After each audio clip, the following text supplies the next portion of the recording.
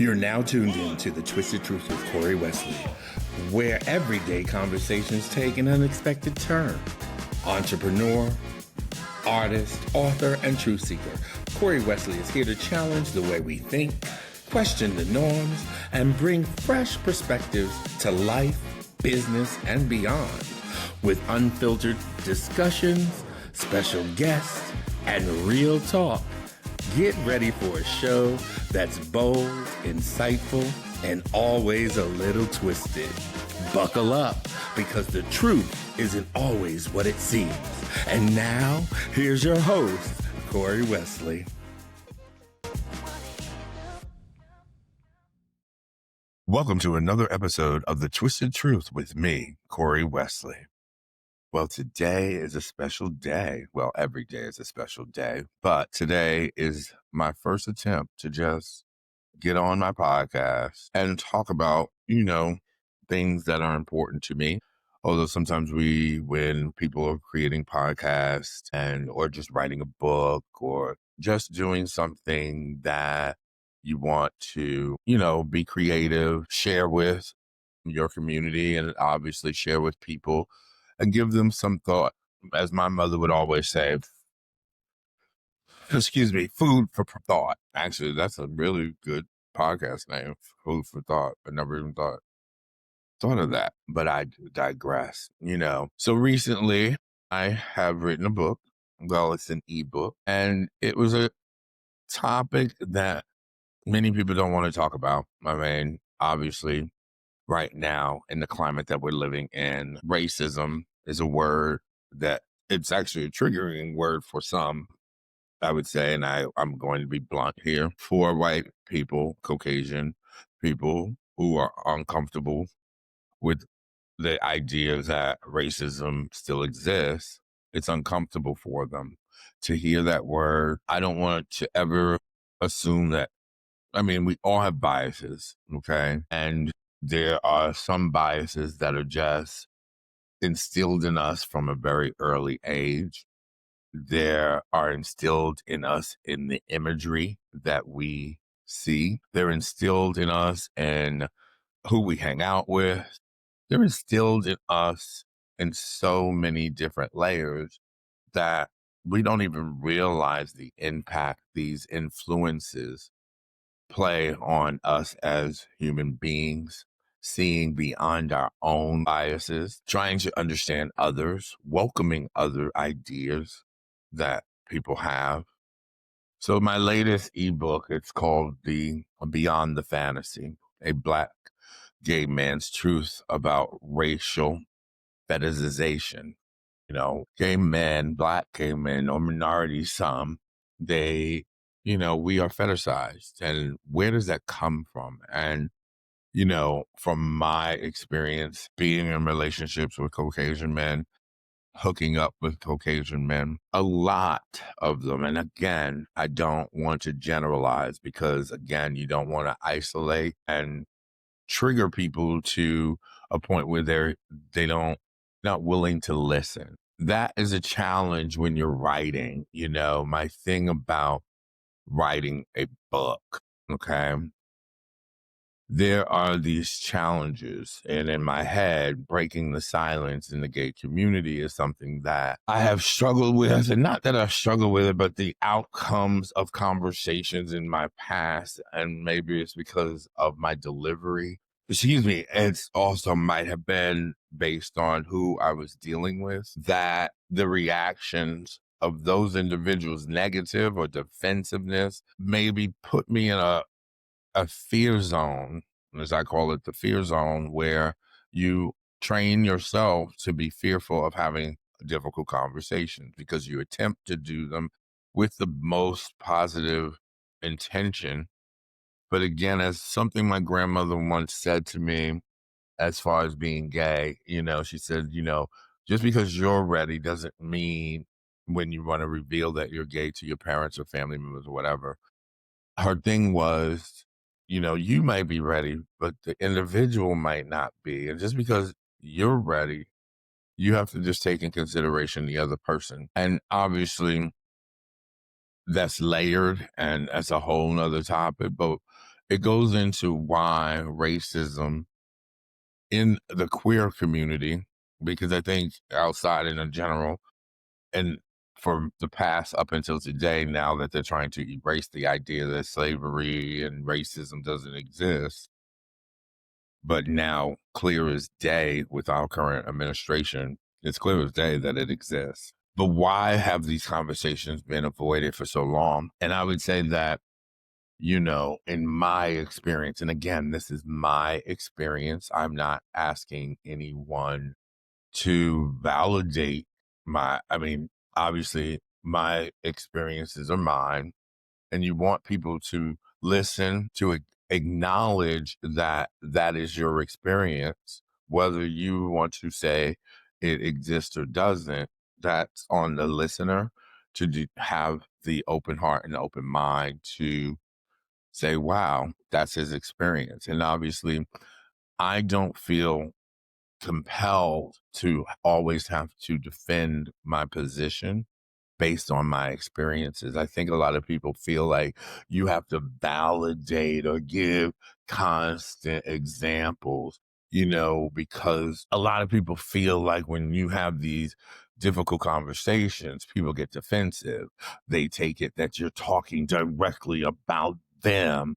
And I always say to somebody who's like, oh my God, I'm not racist, by you just sharing that you've had instances, you've collected enough personal experiences and data to really convey or compile. And that's what you learn in school, or you go when you're doing research and writing papers, that you collect the data to come to some conclusion or outcome. You have to collect examples, okay? And we all individually have examples that lead us to a certain point. So, as I started the conversation, is why these conversations have been avoided for so long, is because I think when minorities have stressed to Caucasian members of our community, racism still exists. And because when you are speaking, and in my experience, the Caucasian men, I was speaking to them in intimate situations,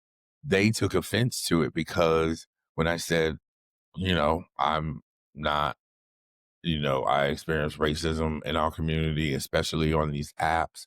People are hiding behind their keyboard, and they're more bold and more and obviously our administration, and as we approach this point in our society, people became bolder in making it clear, I'm not, willing to sleep with a Black person, or they put no Blacks on profiles, or, things like that, or they say things that you just know they have some issues with race. And so when minorities, men of color, gay men of color who are connected into a world where they might be attracted to Caucasian men, and they've stressed this ideal that racism exists, or they're sharing their experiences, they're often either rejected, there's defensiveness, there's, preconceived notions or judgment, there's stereotypes.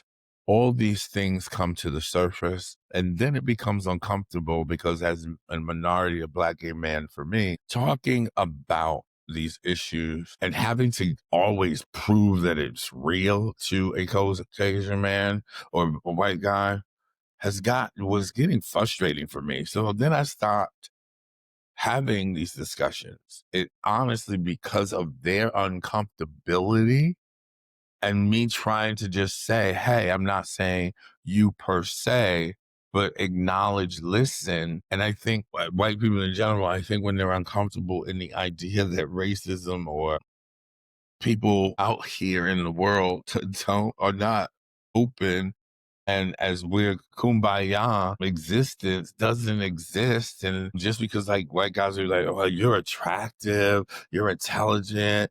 Oh my God, I know you've been hooking up with a bunch of guys. And, da, da, da, da, da. And that's to soup me up. But then I tell them, no, I can sit on a hookup app for days and nobody really show interest. And then when you show your intelligence and you show that you don't subscribe to stereotypes, that conversation that you come at me with that BBC big black, you know what, that doesn't turn me on. That's not going to get me interest. And it's actually a turn off. And when they figure that out, they either don't want to be bothered with you, you're a little too much, you're overthinking, you're all these things that are negative when they're not negative. They're actually just accepting reality, your reality, and hoping that people who are into who want to get to know you, I find they will listen more. But again, as my grandmother always said, if they're not willing if they're not ready, then what's the point? Because they're going to reject everything that you say. And I think in the queer LGBTQ community, trying to talk to Caucasian men who are in their own little bubble, who have been granted this idea that basically that they're better than everyone else, you know. Unfortunately, whether they're gay or straight, white men in America have been told or given the impression that they are superior to all. And that transcends over all lines, even in the bedroom. And that's the topic where I feel like in these intimate spaces, when people are no clothes on, being vulnerable, that's when you really see who people are. Okay. But when you're in these intimate spaces and there's this power dynamic between black men and white men, even in our general society, that doesn't go away when you're sleeping with a black guy or when you are sleeping with a white guy. His supremacist thoughts or his idea of what racism does or doesn't exist and his dynamic of being white and having white privilege does not go away when you go in the bedroom.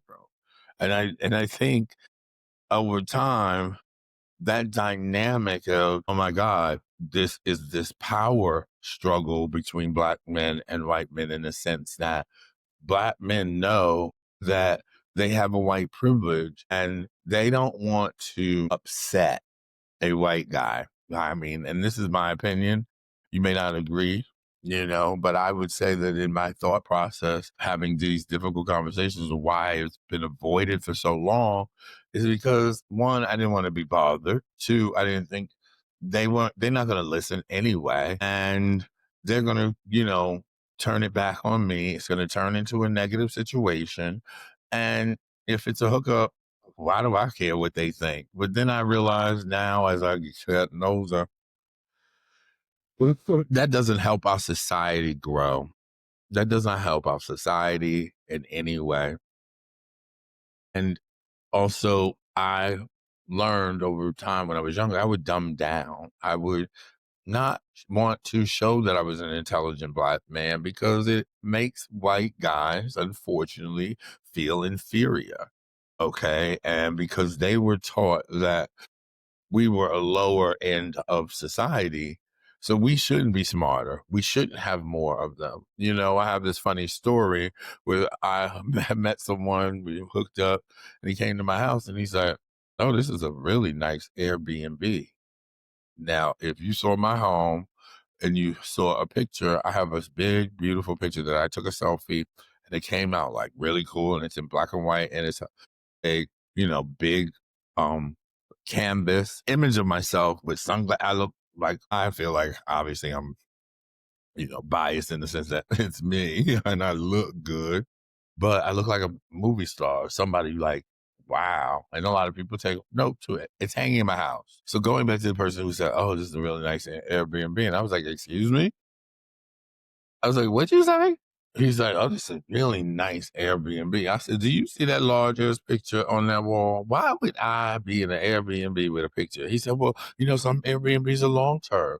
So I would be bringing all that. He said, well, maybe, you know, I don't know. I said, no, this is my home. Oh, wow. So you have roommates? I said, no, I don't.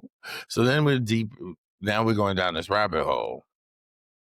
We got to so you have when I said I don't have roommates and so you have a husband or boyfriend. I was like, Where are we going with this? Why can't I have this? And if you read my book, you'll understand. If you get my book, is available on Amazon. It's called, again, Beyond the Fantasy, a Black gay man's truth about racial fetishization. You'll learn about a situation where I was falsely accused of something. And it goes to show that some white men are so conditioned from media that they think that we can't have what they have. And I've learned over time that they get uncomfortable if it's a minority, Black men specifically, from my experience. They don't like when you have more than them. And they will do anything and everything to discredit you as a person. I've had conversations where I tell people, oh, I'm a recovery coach. And some of them wanted to see my certificate. Like, what? Do you challenge white guys that you sleep with if they're telling you something? Yes, I know people lie, but why do I have to lie to somebody that I don't know? So getting back to the topic of why racism is not spoken about in the community is because I just think the rejection of it and the uncomfortable. But I believe now, as I have written several books on the topic, it's a freeing experience for me, but it's also, I go into it that make sure when I have my editors reviewing my book and I'm going through the process, my intention is never to isolate or blame anyone. It's to share my experience on a level where one person has to share their experience. That means that other people have that experience. I was a customer service rep for years, and they tell you that from the very beginning, that people will never, they never tell you about their good experiences, right? But they tell you about, if one person has a bad experience, that means 20 others have that same experience. Now, if nobody's talking about those experiences, everybody thinks everything is kumbaya. Black men have been pushed into a corner to not say anything. We've been conditioned to, get along. Like, oh my God, don't say anything. Don't rock the boat. We've even had to even bring our voices down when there's a conflict of interest or a conflict with a Caucasian person, so that they do not get roused up. Because once you raise, now they can be doing wrong, but once you raise your level and your voice, now you become the threat. Although they initiated, you poke the bear, as I would say, and now they become the white victimized individual. We've seen it. Like the term Karen, but it's just, I mean, it just makes it easy to say, so you know what we're talking about. But there's these Karens in the world, and unfortunately, from my experience, there's a lot of gay white men that are Karens, and I call them closeted Karens. They really are. And unfortunately, I had to have something traumatic happen to me to realize, no, you can't not sit here and not say anything. Because by not saying anything, you're also part of the problem. And I don't really care any longer to be liked for the wrong reasons because of my silence. I realize my silence does nothing to help my future men of color who might be in Caucasian spaces to feel their worth. And it takes just one person to make a change. People, when you are going to speak up, you have to anticipate the pushback from both Black and white of the community. Because there might be some Black guys that, like, they don't care about race play. And then there might be the Black, we might, which is current in our community, that there are Black guys that allow white guys to use the N word during sex and give them permission or ask them to say it. And I always wonder if the white person who is given permission to say it and they say it and it doesn't lead them to some level of uncomfortability, I give them the side eye. How can you say that? Why would a Black guy, in my eyes, want or want to allow someone to say those things. I don't understand. I've never truly understood that. But again, we have different ideas. We have different life experiences. Again, that, as I said earlier, are imprints in our, what I like to say, and this is like just because I've written about dating for decades, is that's your dating DNA. What is your dating DNA? Is as you grow and you do things and you figure out, and as you weave your way through the dating or the hookup or how to survive in this dating hookup culture, you develop a DNA about yourself. Like they say, people are set in their ways. I guess that's what that means, that you get set in your ways. You do something, the same thing, you get the same outcome, and it's comfortable, right? Well, that's your dating DNA. And when that dating DNA is challenged, you get pushback. Okay. And just like, you know, you have to anticipate when you are sharing your experiences.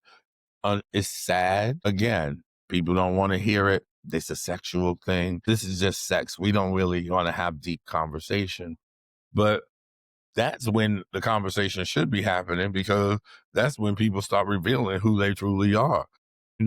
Where white guys have this image. And as you read my book, you'll learn that people have cognitive bias, where they have these visions and images that they see. White guys in general see black men as aggressors. That's how, from my experience, and I've asked a lot of white guys who were willing to share. We've had positive dialogue in this conversation and in this space. They all were they were in agreement that they have never seen porn where the black guy wasn't aggressive and rough and all of this. So then when this white guy that you meet, and you being a black gay man, this person is now expecting to validate, confirm everything that they have seen in you. So basically, they don't even try to figure out you as an individual, that you're a complex individual, and what they've seen in porn is not going to translate in real life. But they will insist, from my experience, insist on putting you in that box. And when you choose not to be a part of that stereotype, you then get the pushback. The pushback is because you're challenging, and I don't like the word challenge, because it makes me, when I hear the word challenge, and even as I'm now speaking it, it gives me an uneasy feeling. And so it's our choice words. It's uncomfortable, but I guess it's not that you're challenging it, but you're trying to give them examples that what you saw on porn, that's the narrative that has been created by who's creating the porn. White men. White men. I don't know many, and they are probably out here, because I don't watch porn. And so, for those out there that watch porn, there might be black porn producers and own porn, companies and things of that nature that I'm not aware of. But I would say the majority are white men. So why wouldn't the black guy be aggressive? Because a white man has been told that's who we are. But I always say, why would you want, if you're really interested in a black man, why would you want him aggressive? The very thing that society fears him. Why would you encourage him to be that? And then when black men do the act, they, to me, and I will only say this because I fell victim to it. And I say victim because I thought that that's the way to be, because, not to rock the boat. This is what, makes them feel comfortable. And then it's almost like appeasing a negative situation just so that you can be liked, or just, that they want to be around you, because a lot of white men, when you challenge their thought process, I'm sorry, guys. Sorry. Weather's changing. I'm getting a cold. But anyway, when you challenge white men in that space, Lord have mercy, they become so defensive. They like you can then see right away how they feel that they are better and that they can't have faults. That they have been given this idea, this platter of you can have anything you want because you're white, basically.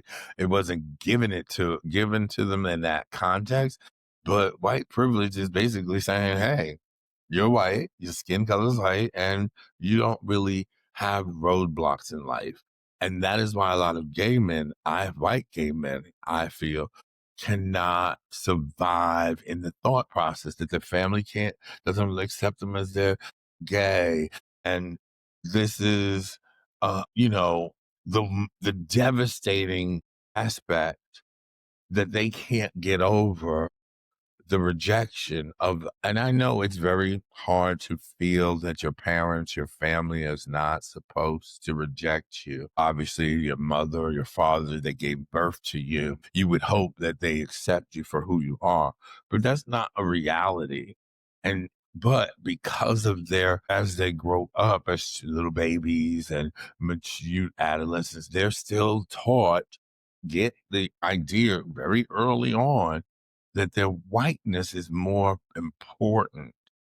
And so when they are then rejected by the very thing or the very people that have ingrained in them that their whiteness was more important, they are devastated. And it really, you can see in their psyche, and not to say that it shouldn't hurt, it should hurt, but I would say, you know what? If you were a black person and all of the roadblocks and all of the challenges and all the things that we have to overcome, and this is the only thing that you can't get over, and it spirals into drug addiction and all these things, and that's the one thing you can't get over. I understand it is hard when your family members don't accept you for who you are, but you can't get over that. And it's like I'll be looking at them, and when you're having these discussions about racism and stuff, and you can see like, wow, so you've been food, spoon fed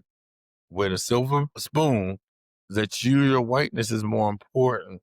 So you can't handle that your gayness is the thing that is getting you rejected, is because your whiteness is clashing with the thought that everybody's supposed to accept you.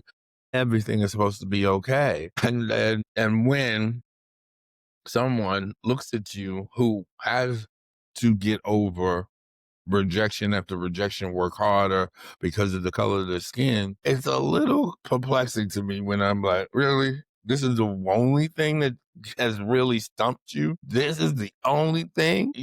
They wouldn't survive being black. They wouldn't. But, getting back to why breaking the silence in the gay community and talking about racism, obviously that is why the topic has been avoided for so long. I think I covered that, why you have to anticipate black and white, depending on who the audience is and who's speaking, you're going to get pushback. Black people who are basically okay with the way things are and don't want to rock the boat, they're going to challenge my thought process. White guys are going to challenge it too. Some people are going to agree with you. Some people aren't. And then, the difference between calling out and calling in, that's why I always say it's about intention. When you want to have you want to, share your experience, there's going to be pushback. I now have learned, because I've seen a shift where when I bring topics up in intimate situations with people, I can see the difference now, that there isn't an argument. And I also can judge or tell if you have a slight conversation and their uncomfortability, I can now read the room. Okay, this person doesn't want to talk about it. I'm never going to see this person ever again. It's not important, but it's also in my delivery where I'm not defensive, that I also don't buck. I don't buck up and I don't buck down, meaning I don't lower my intellect when I'm having the conversation. I don't get excited. See, when you get excited about racism and stuff, it already sets off a tone. When you're yelling and you're screaming or you're like trying to be adamant and talk with it. And I used to say, well, I'm talking confidently and I'm raising my voice. That's not confident. When I speak in this very tone. It's a matter of fact. I'm not asking for validation. It is what it is.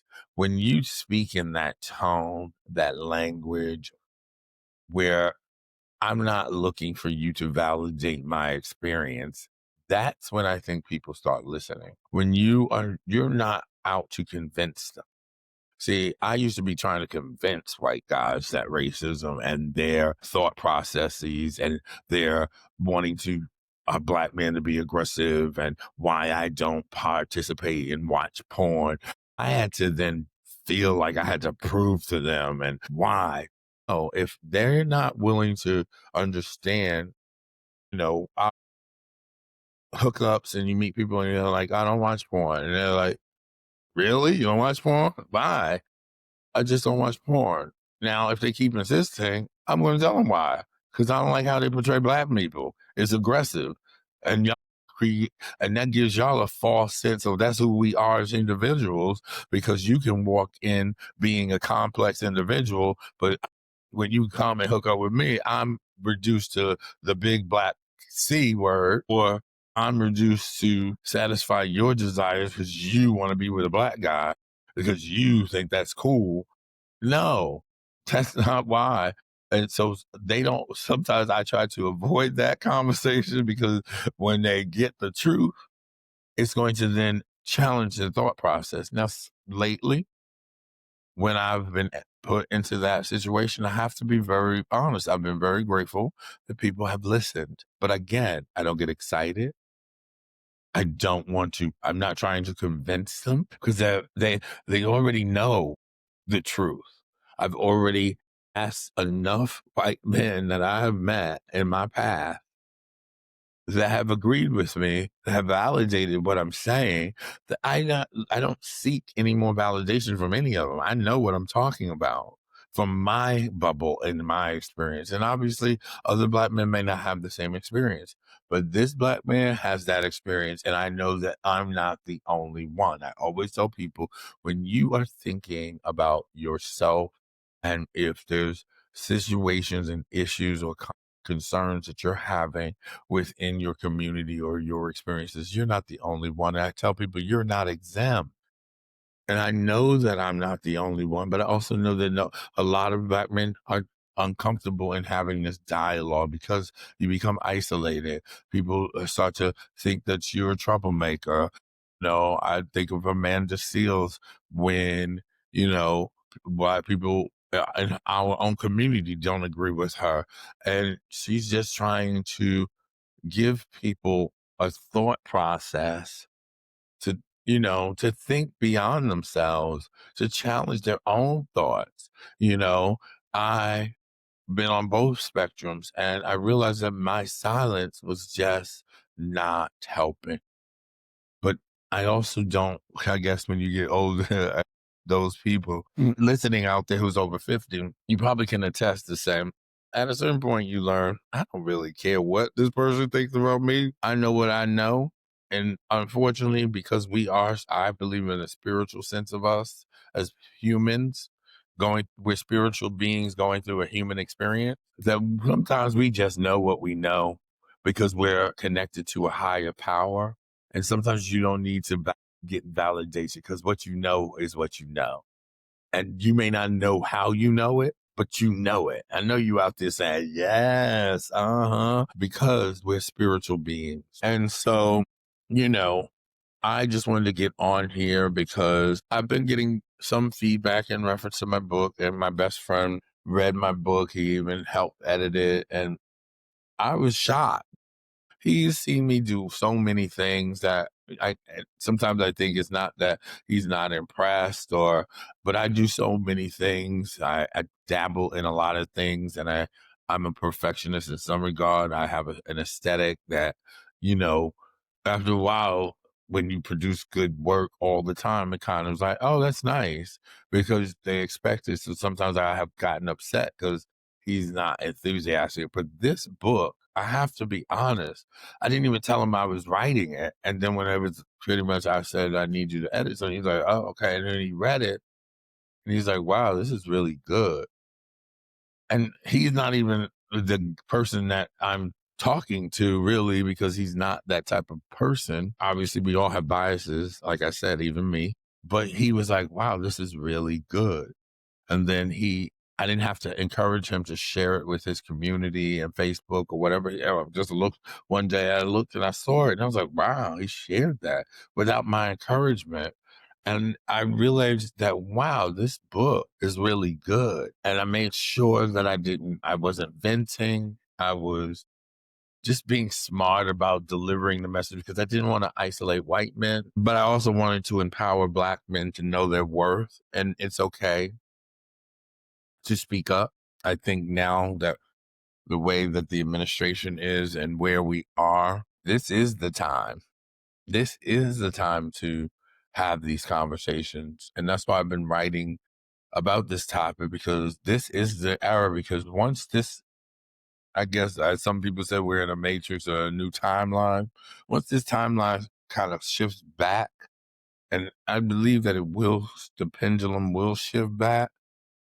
We need to have had these conversations. I think we don't take advantage of these situations because we're so worried about the future, but we've been here before. Our ancestors in history, even though they're trying to erase the history, we know that people who spoke up changed the direction. And if we want to change the pendulum of where we're headed, because if we're silent, we're going to keep going down this road.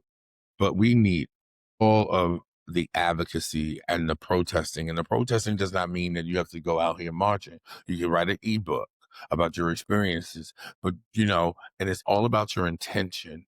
And if it's not about the money, but it's about you sharing your experience, documenting your experience, because we're all going through this. There's a lot of us out here going through stuff.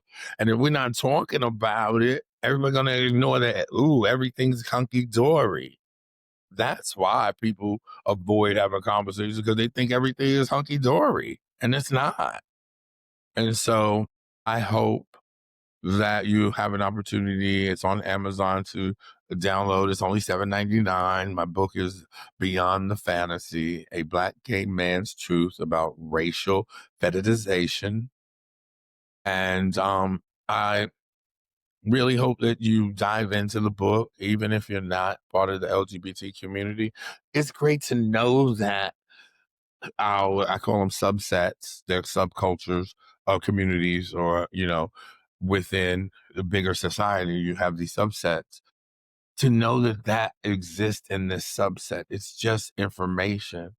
And it might be able to translate in whatever subset or community base that you're in, that you just know. And even you might want to support your Black gay friend or loved one and understand that these things exist and help them navigate it, because we can't do this alone. We just can't. So anyway, I want to say thank you for tuning in. Remember to like, share, and subscribe to my podcast, The Twisted Truth. And as I always tell people, remember to love yourself, trust yourself, and believe in yourself. Today is the best day ever. You know why? Because you are a part of it. So make the best of it and trust your gut, because it will never lead you in the wrong direction. And lastly, even though you may not feel it, you are blessed. You may not have a lot, but because you are awake and you can smile at someone who might need it and you don't know it, or just you listening to the podcast and feeling a little inspired, that you are blessed. And so stay blessed. And that means looking at the smaller things that are surrounding you, not the grand things. It's the smaller things of being grateful. And that says you are blessed and you will continue to be blessed. Have a good day, and signing off for now. Bye. That's a wrap for this episode of The Twisted Truth with Corey Wesley. If you've enjoyed today's conversation, don't forget to subscribe, leave a review, and share the show with someone who needs a fresh perspective.